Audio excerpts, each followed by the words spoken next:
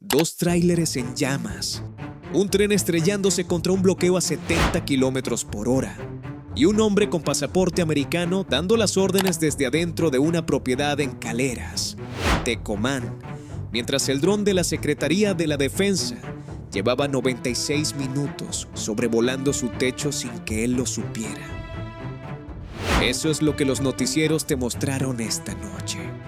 Los tráileres ardiendo, la autopista Manzanillo-Colima cortada, el humo negro visible desde 10 kilómetros, la imagen de una locomotora emergiendo de una bola de fuego sobre las vías de Tecomán, distribuida en redes sociales en menos de 4 minutos. Pero Omar García Harfuch ya había desenterrado algo que cambió completamente el significado de todo lo que viste arder, porque el hombre que ordenó quemar esos tráileres no hablaba español como primera lengua. Tenía pasaporte americano, tenía orden de captura en Estados Unidos por homicidio y había encontrado en Tecomán el único lugar del mundo donde creía que nadie lo tocaría. Un ciudadano de Arizona dirigiendo una célula del CJNG en el corazón de Colima, con 4 granadas de fragmentación apiladas debajo de su cama como si fueran naranjas en un mercado, y una carpeta azul de cartón comprada en una papelería por 15 pesos guardada detrás de una lavadora que esta noche está siendo analizada por investigadores de la FGR como el documento más valioso que el operativo produjo, más valiosa que los rifles, más valiosa que las granadas, más valiosa que la camioneta blindada con placas de Jalisco que estaba estacionada en el patio. Una carpeta azul con nombres escritos en texto claro, sin cifrar, como si quien los escribió nunca imaginó que alguien más los iba a leer. Si este tipo de análisis es lo que buscas, el botón de suscripción está abajo ahora mismo. No al final, ahora. Porque lo que viene en los próximos minutos, los 3 errores que destruyeron al gringo en 3 semanas, lo que pasó realmente cuando el tren chocó contra el tráiler en llamas, y lo que esa carpeta azul dice sobre el hombre que reclutó a este ciudadano americano y lo instaló en Colima, no lo vas a encontrar en ningún noticiero esta noche. Un clic y estás adentro. ¿Quién le abrió las puertas de México a este hombre? ¿Quién le cedió la plaza de Tecomán como si fuera una franquicia? ¿Y por qué esa persona, el arquitecto, esta noche no está detenida? Esa pregunta tiene nombre en los archivos de Harfuch. Y la respuesta está en una carpeta azul de cartón que esta noche viaja en manos de la FGR. Quédate, porque lo que ocurrió en Tecomán este lunes no fue caos, fue pánico. El pánico de una organización que vio cerrarse un cerco que no supo leer a tiempo. Para entender lo que pasó en Caleras, hay que entender primero qué es Tecomán en el tablero del crimen organizado en México. Tecomán no es solo un municipio costero de Colima, es el corredor de acceso terrestre al puerto de Manzanillo, la terminal marítima que el Departamento del Tesoro de Estados Unidos señaló formalmente en 2025 como el principal punto de entrada de precursores químicos desde China, para la producción de fentanilo y metanfetamina en México. Quien controla Tecomán controla el flujo de los químicos que matan a decenas de miles de estadounidenses cada año.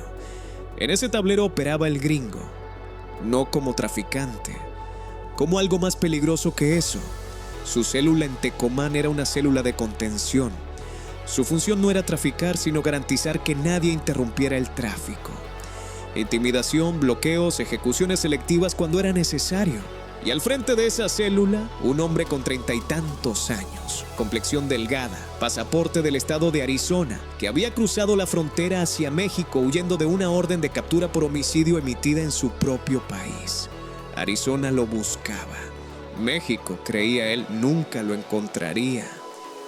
La comunidad de Caleras, donde todo explotó este lunes, huele a tierra seca y diésel. Las casas están separadas por lotes baldíos. Las noches son silenciosas hasta que no lo son.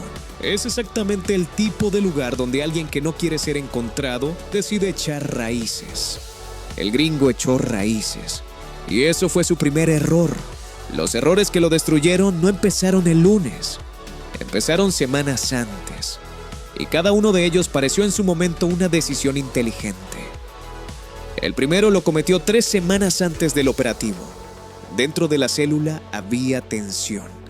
Un lugarteniente local, un hombre que conocía el territorio desde niño, que tenía lealtades propias y que no terminaba de aceptar órdenes de alguien que pronunciaba mal los nombres de las colonias, empezó a cuestionar las decisiones del gringo abiertamente.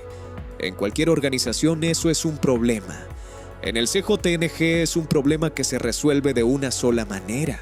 El gringo tomó su teléfono, el mismo número con código de área 480 de Phoenix, Arizona, que usaba para llamadas operativas, y ordenó la resolución del conflicto.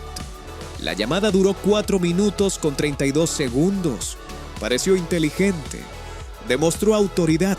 Resolvió el problema interno. Mandó un mensaje de disciplina al resto de la célula. Lo que el gringo no sabía era que esa llamada acababa de ser interceptada por una unidad de inteligencia de la FGR. A partir de ese momento, ese número tenía monitoreo en tiempo real. Cada llamada, cada mensaje, cada coordenada desde la que transmitía. Antes de contarte el segundo error, quiero hacerte una pregunta. Y quiero que la respondas en los comentarios porque me interesa genuinamente saber qué piensa la gente que sigue este tipo de análisis. Un ciudadano americano con orden de captura por homicidio en su propio país cruza la frontera, se instala en Tecomán, dirige una célula del CJNG durante meses y nadie lo detecta hasta que comete 3 errores en 3 semanas. ¿Crees que el caso del gringo es una excepción o crees que hay más ciudadanos extranjeros operando dentro de estructuras criminales mexicanas sin que ningún comunicado oficial lo reconozca? Déjalo abajo. Sigo con los errores. El segundo error lo cometió 5 días antes del operativo. Confiado en que su movilidad y su pasaporte americano lo protegían, el gringo convocó a su célula a una reunión presencial en Caleras, sin rotación de punto de encuentro, sin cambio de vehículo. Llegó en la misma camioneta de blindaje artesanal que ya había sido identificada y fotografiada por un dron de reconocimiento de la Sedena 4 días antes, a las 14:47 horas, circulando por la carretera Federal 200. Pareció inteligente. Una reunión cara a cara evitaba las comunicaciones electrónicas que sabía que podían ser rastreadas. Lo que no calculó era que la camioneta ya era el rastreador. Cada vez que se movía, un sistema de coordenadas la seguía en tiempo real. El tercer error lo cometió la mañana del lunes.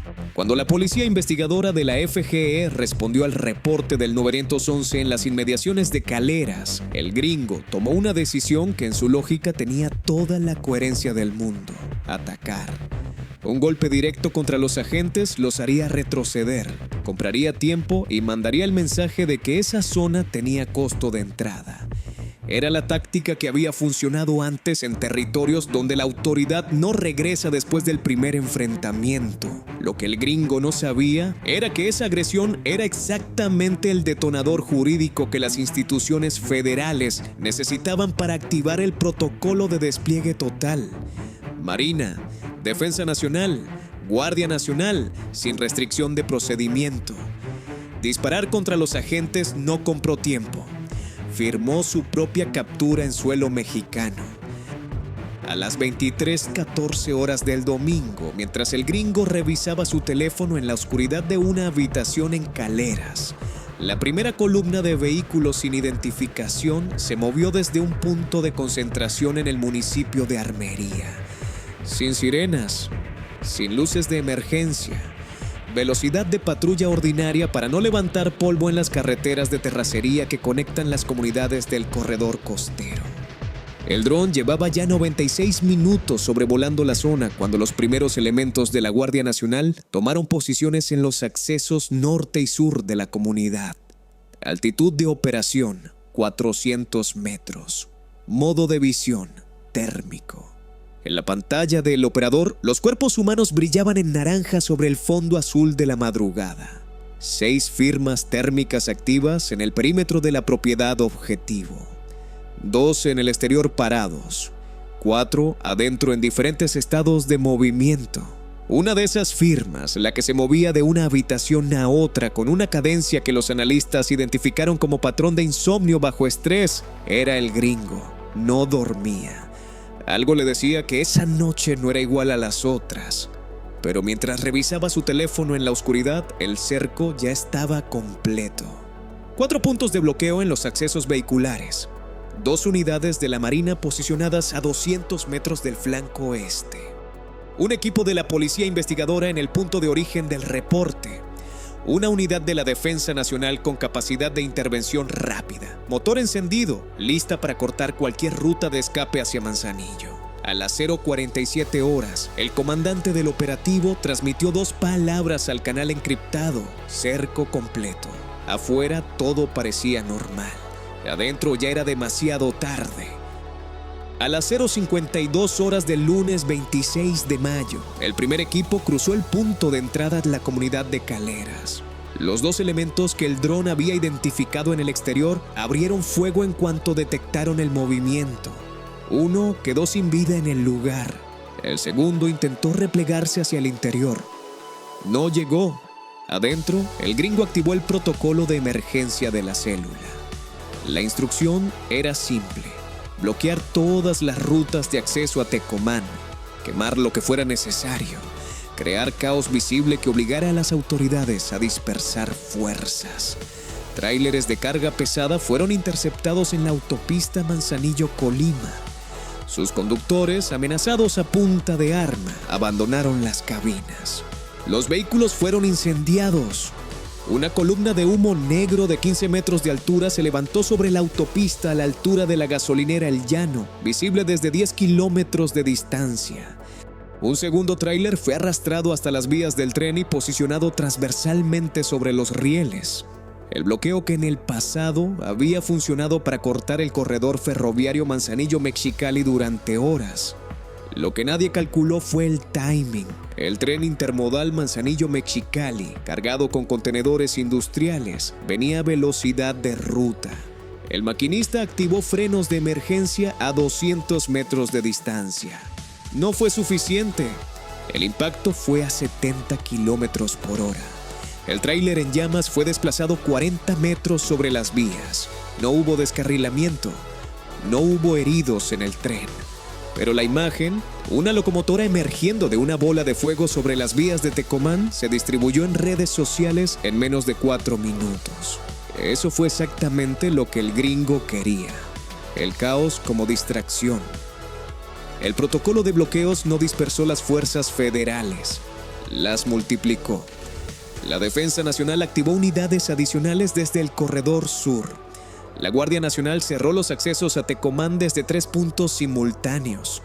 La Marina avanzó sobre el flanco oeste de la propiedad en Caleras. El gringo entendió en ese momento que el caos que había creado no era una distracción, era una trampa dentro de la trampa.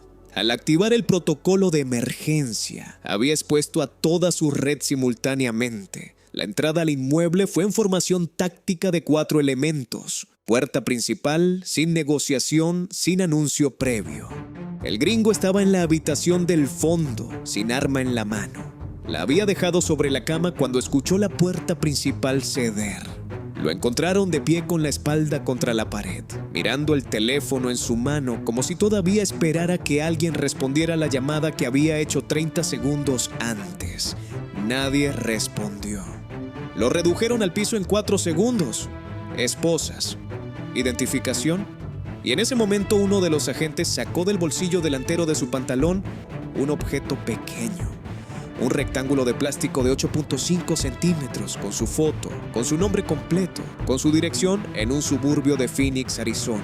Y en la esquina superior derecha la bandera del estado que lo buscaba por homicidio desde antes de que pusiera un pie en Tecomán. Alto al fuego. Amenaza neutralizada. 0 bajas federales. El inventario comenzó a la 1:23 horas. Sobre la cama principal de la propiedad, 3 rifles de asalto calibre 7.62, 2 pistolas calibre 40, una escopeta recortada envuelta en cinta adhesiva negra en el culatazo. El tipo de modificación que se hace cuando el arma ha cambiado de manos tantas veces que nadie recuerda a quién le pertenecía originalmente. Debajo de la cama, 4 granadas de fragmentación apiladas una sobre otra como si fueran naranjas en un mercado. Cada granada tiene un radio de letalidad de 15 metros. 4 granadas en una habitación de 12 metros cuadrados, en una comunidad con casas separadas por lotes baldíos. Si alguien hubiera tomado la decisión de usarlas durante el operativo, el resultado habría sido diferente. No las usó. Ese es el único detalle de esta historia que habla bien del gringo. En la sala, 2 bloques envueltos en plástico negro que el laboratorio identificará como narcóticos. En la cocina, una cafetera con café de hace horas todavía adentro. El gringo no había dormido, no había comido, llevaba horas en ese estado de alerta que precede a los operativos, cuando algo en el ambiente te dice que algo viene, pero no sabes exactamente cuándo ni de dónde. Lo sabía. No fue suficiente. El canal te está dando lo que los noticieros no tienen tiempo de construir. Si todavía no estás suscrito, el botón está abajo. Para que cuando el arquitecto tenga nombre público, cuando la carpeta azul produzca la siguiente detención, ese análisis te llegue directo antes de que los medios generalistas terminen de entender qué pasó. Un clic y entonces llegó el hallazgo que nadie estaba buscando. El cuarto de servicio. Detrás de una lavadora, dentro de una bolsa de plástico sellada con cinta adhesiva, una carpeta de cartón azul del tipo que se compra en cualquier papelería por 15 pesos. Adentro, hojas impresas con nombres, números de teléfono, fechas y cantidades, no en clave, en texto claro, como si quien los escribió nunca imaginó que alguien más los iba a leer. Esta carpeta azul de 15 pesos era el hallazgo más valioso de toda la propiedad. No los rifles, no las granadas, no la camioneta blindada.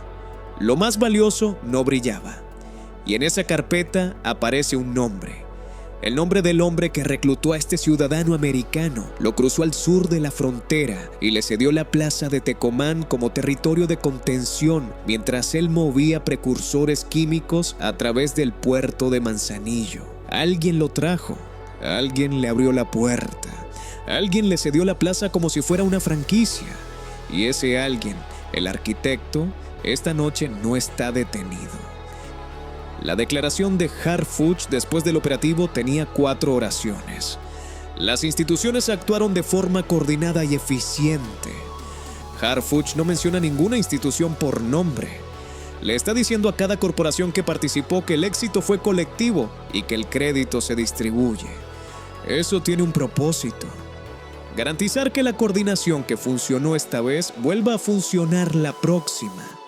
Un ciudadano extranjero con orden de captura internacional fue detenido. Harfuch no dice americano, no dice gringo, dice extranjero con orden internacional. Esa precisión legal no es casualidad. Está construyendo el expediente para una eventual solicitud de extradición y está comunicando a las autoridades estadounidenses que México tiene al hombre que ellos también buscaban. 2 sistemas judiciales activados con una sola frase. El material asegurado confirma la capacidad operativa que se estaba desmantelando. El verbo es imperfecto. Se estaba desmantelando. No se desmanteló. Todavía está en proceso. Harfuch le está diciendo a alguien específico que esa noche monitoreaba cada declaración oficial que el trabajo no terminó con esta detención. Continuaremos hasta que no quede ningún espacio de impunidad. Esta oración no está dirigida a la prensa ni a la ciudadanía. Está dirigida a una persona que esta noche durmió tranquila porque su nombre no apareció en ningún comunicado. El arquitecto escuchó esa declaración y supo exactamente lo que significaba. Lo que pasó en Tecomán este lunes no fue un incidente aislado. Fue el tercer movimiento visible de una secuencia que lleva semanas desarrollándose en Colima.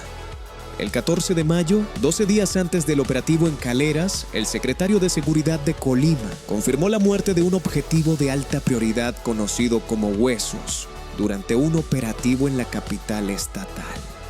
No fue un enfrentamiento fortuito, fue una baja quirúrgica en la estructura de mando del CJTNG en el estado. 4 días después, el 18 de mayo, la FGR, en coordinación con la SSPC, aseguró en la aduana del puerto de Manzanillo más de 54,000 litros de alcohol bencílico, 240 tambos distribuidos en 2 contenedores. El alcohol bencílico es un precursor directo para la producción de fentanilo y metanfetamina. 54,000 litros no es un cargamento de prueba. Es el volumen de una operación industrial de síntesis. 3 golpes en 12 días. Huesos abatido. Los precursores incautados. El gringo detenido. Cada uno en un punto diferente de la cadena de operación del CJNG en Colima. La estructura de mando, la línea de suministro químico y la célula de contención territorial. Eso no es coincidencia. Eso es una estrategia de desmantelamiento por capas. Cuando una organización quema sus propios recursos para generar caos, no está demostrando fuerza. Está comprando tiempo. Los narcobloqueos del lunes fueron esa respuesta. El caos fue la prueba de que el golpe dolió. La pregunta incómoda que las instituciones no están respondiendo es esta. Si la carpeta azul encontrada en la propiedad del gringo contiene nombres en texto claro, ¿por qué el comunicado oficial no menciona investigaciones adicionales en curso? ¿Qué tan arriba llegan esos nombres? El arquitecto no estaba en Tecomán esa madrugada. Nunca está donde caen las piezas. Esa es su única regla operativa y la razón por la que sigue libre. Pero mientras el gringo espera su primera audiencia en un centro de detención de Colima, la carpeta azul está siendo analizada línea por investigadores de la FGR. Y en algún punto de esa reconstrucción aparece una comunicación que conecta directamente con alguien que opera desde una posición que ningún comunicado oficial ha tocado todavía. La semana que viene en este canal vamos a publicar lo que sabemos sobre el arquitecto. Tenemos el estado donde opera, tenemos el nombre de la empresa fachada que usa para mover recursos hacia el puerto y tenemos la fecha en que Harfuch, según fuentes cercanas a la investigación, tiene programada la siguiente fase del desmantelamiento en Colima.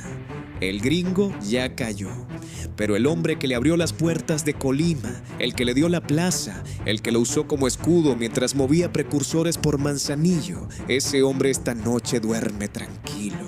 Por ahora, Harfuch tiene su nombre, y en este canal la semana que viene también lo vas a tener tú. Si todavía no estás suscrito, el botón de notificaciones está abajo, porque ese video sale esta semana. Y sin este contexto, el siguiente no tiene la misma fuerza. Regresa por un momento a donde empezamos. 2 tráileres en llamas, un tren estrellándose contra un bloqueo a 70 kilómetros por hora.